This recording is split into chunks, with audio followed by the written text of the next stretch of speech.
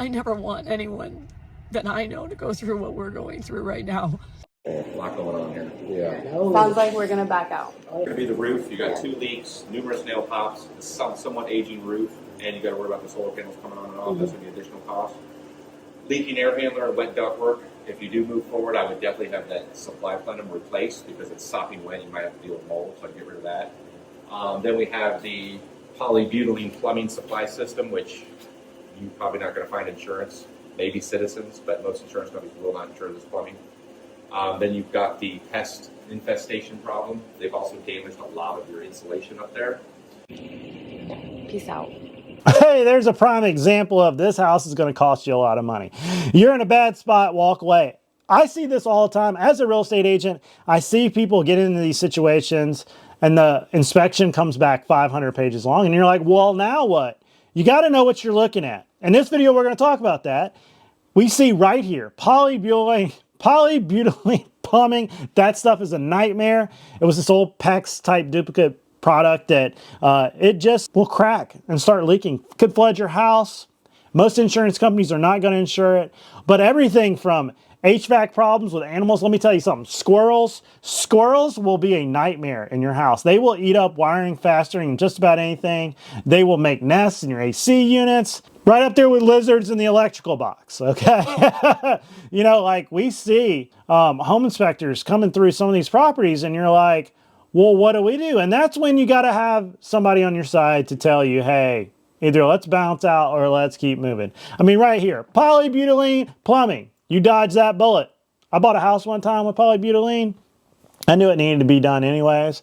And the plumbing was along the bottom of the house. It's pretty easy to replace. But in a house, especially with a slab, that stuff is running through your, woo, it's going to be a long day, let me tell you. Solar panels are immediate no for me. That house had solar panels. The problem with solar panels, insurance companies, lots of holes in roofs, and especially with an aging roof, you've got to take them off to replace the roof and then pay to put them back on. Most of the time, I do not see people coming out ahead with these things. I know I'm going to take shots in the dark on this one, but I need you to go watch my solar panel videos where I talked in depth about why they can be a bad idea and why I'm against them. So I'm not one to come on here and cry and tell anyone personal information about myself. But I never want anyone that I know to go through what we're going through right now.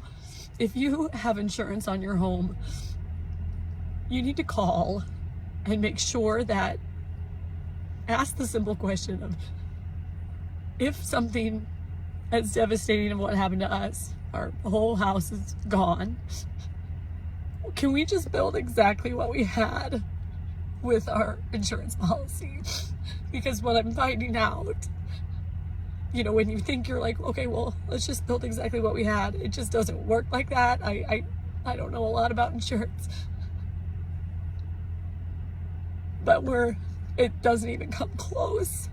So we're gonna probably have to sell our lot to try to pay off the mortgage and then find something else. And I just thought that, God forbid something like this happens, you have that type of, that's why you have insurance. And it just doesn't work that way. So I don't want this to happen to anybody else. So just make sure you have it, because you just don't ever think it's gonna happen to you.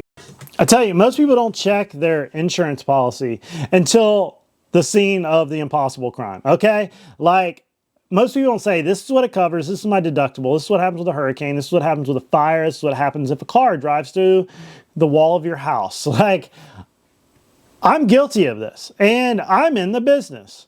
You gotta check it. And a lot of times, burglary is different. Things might be insured, might not. That's actually a pretty high part of your insurance, you know, is that. But what are you going to be able to build? And here's another one. What is the county going to let you build? Oh, that's one that nobody wants to talk about, because that old house was probably grandfathered in and they got some new land use code that you're no longer going to be allowed to extend in your front yard when you build that new property. Shocker. we got to think about these things, and I've thought about it a lot on my house. I mean, the code's changed since my house has been here since 1947. Now all of a sudden they want this setback, that setback, can't do this, can't do that, can't do this. And, you know, people say, well, you should have known when they change the law every 10 seconds. So everyone is safe. Everyone's okay. You know, we had not moved in yet. We were hoping to be in right before Christmas. So, but when you just, this was going to be a really good thing for us. Like a really nice way to start the new year. This 2025 has pretty much sucked for us this year. So just make sure you're covered. So I'm not one to come on here and... There was a house the other day that this happened, and there was nothing left but like one wall, okay? And I was like, well, why don't you just knock it down and just rebuild the whole thing? And my friend was like, no. This is the ridiculousness of this story. That as long as one, and this is in this county, okay, as long as there was one wall standing, it was a rebuild, okay? Like you were allowed to put it back in the same footprint and didn't have to do all these architectural designs and engineering, all this crap. You could just rebuild the house. But if you tore down that one last wall, the county was going to be all over your mess for all these permits and all these things. And I just looked at myself, and it's like the municipality, the government, penalizes you for trying to fix your own house the way it was, as if it wasn't bad enough that your house burned down. That, wait a minute, leave one pole, leave one wall, and you can do whatever you want. But you take that one wall down, whole different show. You got to know all these things with real estate, and they come back to get you. And as a homeowner, as a buyer, when you get in these situations, contact a professional, and even if you have to pay them a little bit to get their expertise, it will save you a lot of heartbreak. You could even retain somebody to say, well, I want you to be on my side walking me through this with the best of the building. Somebody you trust, in whatever area that may be, general contractor, real estate agent, whatever it is. But to be there by yourself knowing nothing is a scary situation. Just a quick FYI, if you're considering moving to Florida, I live in a basic house, nothing fancy. I bought it in December of 2018, so I'm doing my annual insurances and everything, renewal policies. So I have USAA for my interior, and that's how much I pay for the inside. I have to have flood insurance, so I have National General, and this is how much I pay for flood insurance. I'm doing my property taxes. I live in South Florida, Broward County, so that's my property taxes. And I have to have Citizens for hurricane insurance because my last hurricane insurance company actually left the state, and Citizens is the only one that would pick it up. So in 2025, my hurricane insurance was $5,267, but they decided to go ahead and renew it, 0 claims, and this is how much I'm paying this year, $6,394. Mind you, all these combined monthly, because I escrow my own money, cost more than my monthly mortgage payments. So yeah, take that into consideration if you're considering moving to Florida. I've been talking about this for a while. Go watch my videos on the whole problem with Florida insurance. And this is going to happen in a lot of other states that have natural disasters. Mudslides, earthquakes, fires out there in California. I'm looking at y'all. There is so many problems with how homeowners insurance works in the United States and how much property tax is. Florida is trying to figure that out. And by the time you bake in your astronomical property tax, insurance, maintenance, all these things, some people are starting to question, do I even want to own this property or multiple properties? I mean, there's no way you should have all these different ones. I mean, question, she's probably in a flood zone. She probably lives where the water's probably going to come up. And you're like, well, she will get flooded. Yes.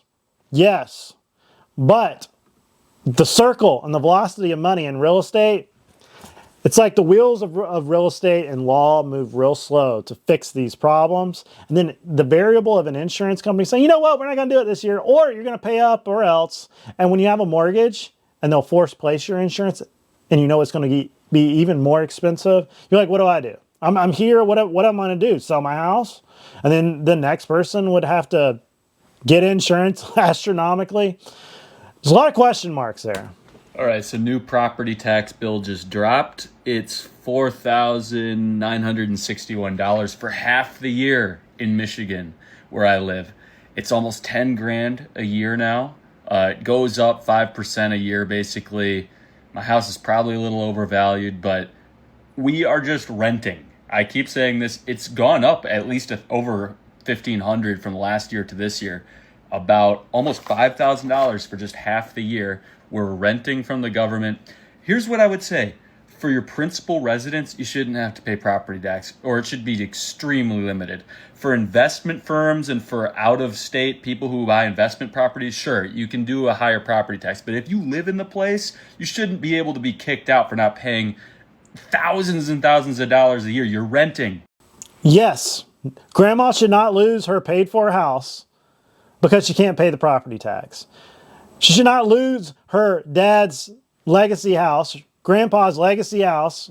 She lived there all her life, lives on Social Security. She should not lose her house because of property tax. Charge that second, fourth, fifth, eighth, 20th property that's in an LLC owned by some hedge fund. Charge them more, okay? And they would let go those properties. They would come back on the market because they wouldn't cash flow anymore. But don't make us rent from the government. And politicians out there that do, shame on you. You know, figure out another way to pay for the library nobody uses or the fire department. Go a 50-cent sales tax or a 1-cent sales tax. Don't tax me that I worked my entire life to pay off a house. Like, I don't do that with a TV. I don't do that with anything else. Come on, man. I've had one rental property. Been renting out for 6 years. And I think this is it. I think this is it for me. I think I'm going to have to fix the property up, but then I'm going to sell it. These people were over 3 months of not paying fucking rent and utilities. And then finally, after going through the eviction process and getting a judge order, fucking left after 3 months. And then here's what I come and find. Outside, there's a pile of junk just sitting in the front yard, but this is the house. So I walk into a nice pile of junk. There's just shit. Like, my walls are all jacked up. If you look at the carpet, I don't even know what you do. Black and marked everywhere. I can smell that from here. A whole bunch of crap on. I don't even know what this shit is, but they. Look at a cracked like tile. Vomit in here. They left some food out for me. That's all. Ugh. They installed locks on the fridge. That's Run the fridge. just left crap. Oh, and by the way, they stole my washer and dryer. Oh. I had a washer and dryer, the ones I had from when I lived in here from 10 plus years ago. Here's a garage full of shit that I'm gonna have to get dumped as well. Oh, look at my nice garage door opener. That's nice.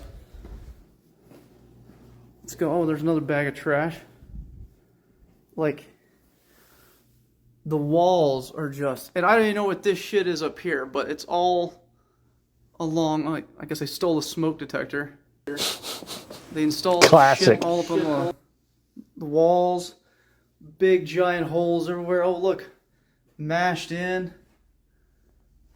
Just markings all on every wall. I can just feel the sadness in his voice. There's nothing worse than you spend your time, effort, buy a property, try to make it nice for somebody to live there, and they destroy it. I worked for 2 weeks making a set of wood floors look immaculate. My renter was in there 8 months, destroyed all the floors. Just destroyed them. They exploded. Yeah, because, they poured water on it and humidity got to them. God. They absolutely destroyed my walls. You're one nightmare renter away. I don't know where my toilet seat cover is. That's cool. I think the breaker box is set off, so I'll have to go try to figure out that. Something's wrong with the light. Looks like a whorehouse in here. All this shit was not here. All this was not here. All these markings, that gaping hole, not there. God, dude. Like, I'm gonna have to sell the, I want to sell the property, but before I can even, like, they stole my light fixture and put whatever the f that is up there. Duct or electrical tape? Like, what even happened, dude? Absolute filth, trash people. Just. And it's like, you're going to have to replace the carpet. You're going to have to replace everything in there. It's heartbreaking. And it's amazing the damage some of these people can do, especially if they have animals in there. This is why I don't have rental real estate anymore. I can't do this anymore. And you're one bad tenant away. And it ruins it for everybody. That you had let's say a lower price point rental, and then somebody like this does to you, and you're forced to raise prices on all of them because you got to spend tens of thousands of dollars to renovate some of these properties to make them livable again. Dear God. Like, what were you hanging in over the bathtub that required a giant ass? That's just a regular bolt. That's a fucking bolt in the wall. And here's a closet.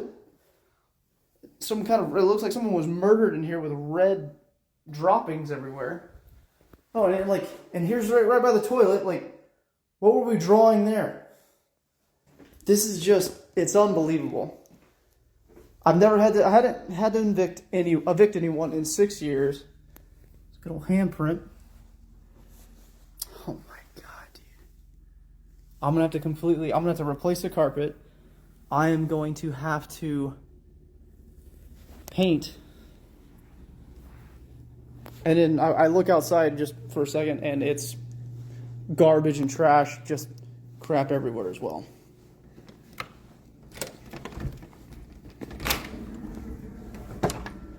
What's with the plywood or the carpet? Jesus. And you wonder why landlords take a deposit from me. It is because there are some shit people in this world who fucking ruin it for all of us. So, if you're a good renter, take care of a place. It's because of trash, shit people like the ones I just had to deal with. Wow. Is why. I tell you, I had a renter one time that I knew was scrapping. And I went over there and I saw like random wire and dishwashers and all kinds of stuff in the backyard. And I was like, look, get them out of here. And I don't want to see any more of this because I know you're scrapping.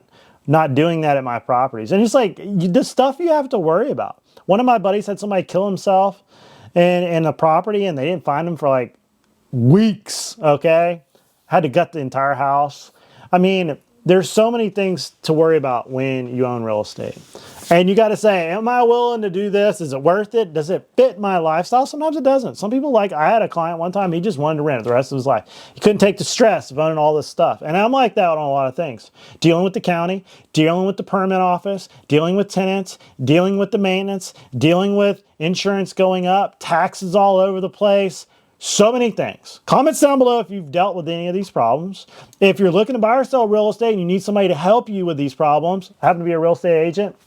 If you're in the state of Alabama or Florida, I can personally help you. But if you need an agent anywhere in the country, I can help you find one. Because you're going to need help for a lot of this if you've never done it before. If you feel comfortable, go for it. But I'll see you guys in the next video. Don't forget to like and subscribe, and onward and upward.